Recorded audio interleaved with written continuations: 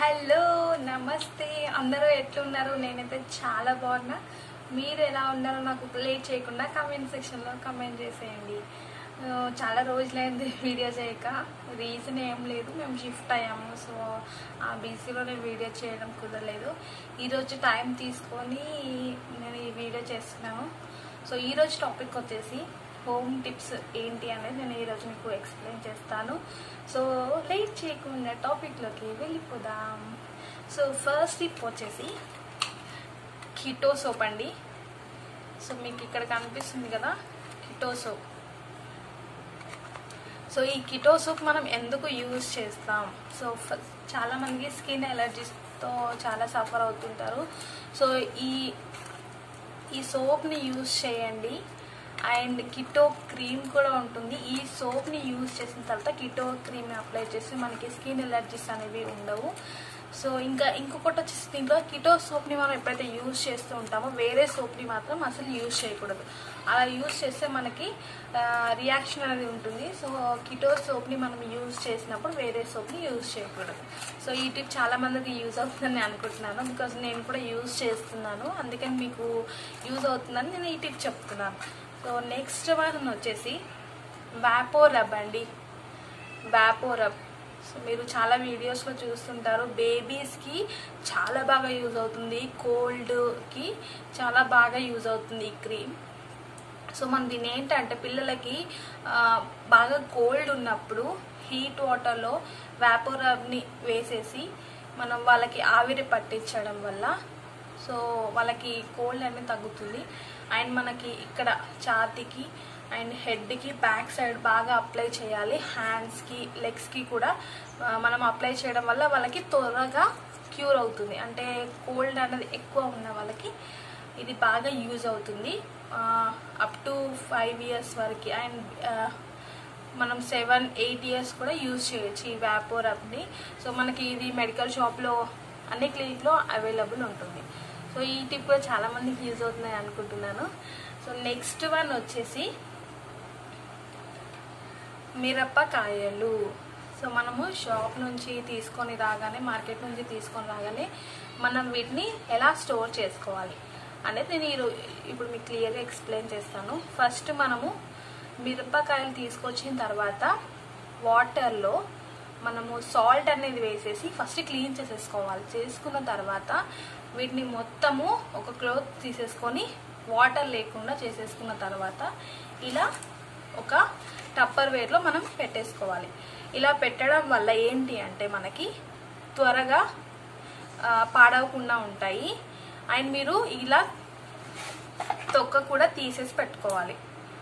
So నేను ఎందుకు ఇలా చూపిస్తున్నా అంటే మీకు చూపించడానికి చెప్తున్నాను. ఇలా తీసేసి మనము ఒక కంటైనర్ బాక్స్లో స్టోర్ చేసేసుకొని ఫ్రిడ్జ్లో పెట్టుకుంటే మనకి ఈజీగా 2 to 3 weeks అనేది స్టోర్ అవుతూ ఉంటాయి. సో ఇది కూడా చాలా మందికి యూజ్ అవుతుందని అనుకుంటున్నాను. సో నెక్స్ట్ వన్ వచ్చేసి మినప్పప్పు. సో ఈ మినప్పప్పు ఏంటంటే మనకి త్వరగా పాడవకుండా ఉండాలంటే దీంట్లో మనము రిఫైన్డ్ ఆయిల్ అనేది అప్లై చేసేసి మనము కంటైనర్ బాక్స్లో స్టోర్ చేసుకుంటే మనకి త్వరగా ఖరాబ్ అవ్వకుండా ఉంటుంది. అలాగే మినప్పప్పే కాకుండా మనకి జీలకర్ర ఉంటుంది కదా, జీలకర్రలో మనము మెంతి పౌడర్ అనేది అప్లై చేసి పెట్టుకుంటే త్వరగా జీలకర్ర అనేది ఖరాబ్ అవ్వకుండా ఉంటుంది. ఎందుకంటే మనం జీలకర్ర చాలా బాగా యూజ్ చేసుకుంటాము ఫుడ్ డైజెస్ట్ అవ్వడానికి కూడా. సో త్వరగా ఖరాబ్ అవ్వకుండా ఉండాలంటే దాంట్లో మెంతి పౌడర్ అనేది అప్లై చేసేసి ఒక కంటైనర్ బాక్స్లో పెట్టుకుంటే మీకు త్వరగా ఖరాబ్ అవ్వకుండా ఉంటుంది. అంతేకాకుండా మినప్పప్పే కాదు, మనము కందిపప్పు అయినా శనగపప్పు ఇలాంటివి ఏవి ఖరాబ్ అవ్వకుండా ఉండాలంటే మనం తీసుకురాగానే మార్కెట్ నుంచి ఏం చేయాలి, వాటిని లైట్గా వేయించుకోవాలి. వేయించుకొని మనము స్టోర్ చేసుకుంటే త్వరగా ఖరాబ్ అవ్వకుండా ఉంటాయి. సో చాలా మందికి టిప్ కూడా యూజ్ అవుతుందని అనుకుంటున్నాను. సో నెక్స్ట్ వన్ వచ్చేసి షుగర్ అండి. చాలా మంది ప్రాబ్లం ఫేస్ చేస్తుంటారు.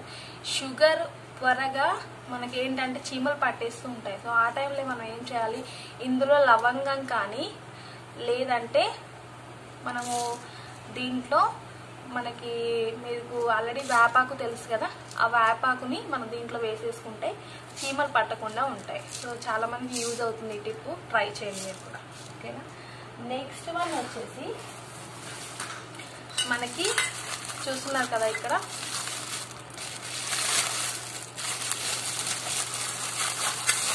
స్టీల్ గిన్నెలు మనకి త్వరగా ఖరాబ్ అవ్వకుండా ఉండాలంటే ఇలా కవర్లోనే స్టోర్ చేసుకోండి. ఇలా చేసుకుంటే అస్సలు మనకి ఏంటంటే కలర్ చేంజ్ అవ్వకుండా ఉంటాయి. అండ్ రాగి బిందెలు కూడా మనం యూజ్ చేయట్లేదు అన్నప్పుడు ఏం చేయాలి, ఇలాంటి పేపర్లోనే ఏదైనా గ్లాస్ అయినా బిందె ఏదైనా సరే మనము రాగి బిందెను కూడా మనం స్టోర్ చేసుకోవాలంటే ఇలాంటి పాలిథిన్ కవర్లోనే స్టోర్ చేసి పెట్టుకుంటే మీకు అస్సలు కలర్ అనేది చేంజ్ అవ్వదు. అండ్ మనము ఇప్పుడున్న సిచ్యువేషన్లో చాలామంది 1 గ్రామ్ గోల్డ్ సీజెడ్ యూజ్ చేస్తూ ఉంటారు. అవి కూడా త్వరగా మనకి కలర్ చేంజ్ అవ్వకుండా ఉండాలంటే ఇలాంటి పాలిథిన్ కవర్లోనే మీరు పెట్టేసుకొని స్టోర్ మనం పక్కన పెట్టేసుకుంటే అల్మార్లో కానీ అలా పెట్టేసుకుంటే త్వరగా కలర్ అనేది చేంజ్ అవుతుంది. సో వారంటీ అనేది ఎక్కువ ఉంటుంది దానివల్ల. ఓకేనా? సో ఈ టిప్ కూడా మీకు చాలా మందికి యూజ్ అవుతుందని నేను అనుకుంటున్నాను. నెక్స్ట్ వన్ వచ్చేసి లైటర్. సో లైటర్ మనం డైలీ యూజ్ చేస్తూనే ఉంటాము. ఈ లైటర్ని ఎలా క్లీన్ చేసుకోవాలి? సో మనము టూత్పేస్ట్ని మనం కొంచెం తీసేసుకొని వాటర్లో అప్లై చేసేసి ఒక క్లోత్ కానీ ఏదైనా సరే టిష్యూ పేపర్ని కానీ అప్లై చేసేసి దీన్ని మనం క్లీన్ చేసుకోవచ్చు. అండ్ పర్ఫ్యూమ్తో కూడా మనం పర్ఫ్యూమ్ అప్లై చేసేసి కూడా క్లీన్ చేసుకోవచ్చు. వెనిగర్ని కూడా యూజ్ చేసి మనము మొత్తం క్లీన్ అయిపోతుంది. ఇక్కడ చాలా డస్ట్ ఉంటుంది దీనికి. సో మనము దీన్ని క్లీన్ చేసుకోవడానికి బాగా యూజ్ అవుతుంది. అండ్ మనకి నెయిల్ రిమూవర్ కూడా ఉంటుంది కదా, నెయిల్ రిమూవర్ని కూడా మనం యూజ్ చేస్తూ దీన్ని మనం క్లీన్ చేసుకోవచ్చు. అంటే క్లోత్ తీసేసుకొని అప్లై చేసేసి క్లీన్ చేసేసుకోవాలి. బాగా యూస్ఫుల్ అవుతుంది ఈ టిప్ చాలా మందికి. మీరు కూడా ట్రై చేయండి. నెక్స్ట్ వన్ వచ్చేసి రైస్ అండి. సో రైస్ చాలా మంది పొయ్యి మీద పెట్టేసి మర్చిపోతూ ఉంటారు, అడుగున మాడిపోతూ ఉంటుంది. అలాంటి టైంలో ఏం చేయాలంటే మనం బియ్యం కడిగేటప్పుడు సాల్ట్ వేసేసుకోండి. అందులో సాల్ట్ వేసుకోవడం వల్ల మనకి రైస్ టేస్ట్ ఉంటుంది and at the same time కింద మాడకుండా ఉంటుంది. ఈ టిప్ కూడా మీరు ట్రై చేయండి. అండ్ మనం బియ్యం కడిగేటప్పుడు ఒక కప్ గ్లాస్కి మనము 1.5 గ్లాస్ వాటర్ వేయడం వల్ల మనకి ఎక్కువ మెత్తగా అవ్వకుండా ఉంటుంది, మరి మెతుకులుగా అవ్వకుండా ఉంటుంది. యావరేజ్గా మీకు ఫుడ్ అనేది మంచి ప్రిపేర్ అవుతుంది. సో ఇది కూడా ట్రై చేయండి, చాలా మందికి యూజ్ అవుతుంది ఈ టిప్ కూడా. అండ్ మనము నైఫ్ని కూడా మనం ఎలా క్లీన్ చేసుకోవాలి అంటే వెనిగర్ని యూజ్ చేసి క్లీన్ చేసుకోవచ్చు. లేదంటే మనము నిమ్మకాయ ఉంటుంది కదా, దాన్ని కట్ చేసేసి దీనికి సాల్ట్ అప్లై చేసేసి నిమ్మకాయతో రుద్దడం వల్ల మనకి నైఫ్ అనేది నీట్గా తయారవుతుంది. సో ఈ టిప్ కూడా చాలా మందికి యూజ్ అవుతుంది, ట్రై చేయండి మీరు కూడా. నెక్స్ట్ వన్ వచ్చేసి కొత్తిమీర. సో కొత్తిమీర చూసారు కదా నేను ఎలా స్టోర్ చేసుకున్నాను, ఇలా కంటైనర్ బాక్స్లో. సో మనం కొత్తిమీర తేగానే మనం ఏం చేయాలి అంటే ఇలా కట్ చేసేసి మొత్తము వేర్లు కట్ చేసేసి మనం ఇలా స్టోర్ చేసుకుంటే త్వరగా ఖరాబ్ అవ్వకుండా ఉంటుంది. ఇలా పెట్టేసుకొని ఫ్రిడ్జ్లో పెట్టేసుకోండి. సో మనకి త్వరగా ఖరాబ్ అవ్వకుండా ఉంటుంది. ఇలాగే మనము కరివేపాకు అండ్ కొత్తిమీర కూడా ఏదైనా మీరు పాలకూర ఏ ఆకైనా సరే మనము కొనలు కట్ చేసేసి మనం ఇలా స్టోర్ చేసుకుంటే త్వరగా ఖరాబ్ అవ్వకుండా ఉంటాయి. సో ఈ టిప్స్ అని చాలా బాగా మీకు యూజ్ అవుతాయని నేను అనుకుంటున్నాను. అండ్ ఇంకా మంచి మంచి టిప్స్తో నేను మళ్ళీ మీకు వీడియో చేస్తాను. సో మీకు ఈ వీడియో నచ్చినట్లయితే ప్లీజ్ అండి నా ఛానల్ సబ్స్క్రైబ్ చేయండి, లైక్ చేయండి, షేర్ చేయండి. అండ్ లేట్ చేయకుండా కమెంట్ సెక్షన్లో కమెంట్ కూడా చేసేయండి. Until then bye bye.